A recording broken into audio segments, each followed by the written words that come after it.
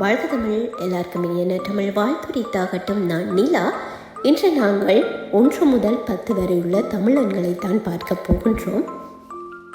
எமது முன்னோர்கள் எங்களுக்காக தமிழ் எண்களையும் கண்டுபிடித்து தந்துவிட்டுத்தான் சென்றிருக்கின்றார்கள். ஆனாலும் நாங்கள் அவற்றை பயன்படுத்துவதில்லை. எம்மொழியின் காவலர்கள் நாங்கள் தான். அதனால் நாங்கள் தமிழ் எண்களை அவர்கள் கண்டுபிடித்து கொடுத்த அதன்படி எழுத வேண்டும், அல்லது தமிழ் எழுத்துகள் கொண்டு எழுதி பழக வேண்டும். இப்போது நாங்கள் தமிழ் எண்களை பார்ப்போம். க 1,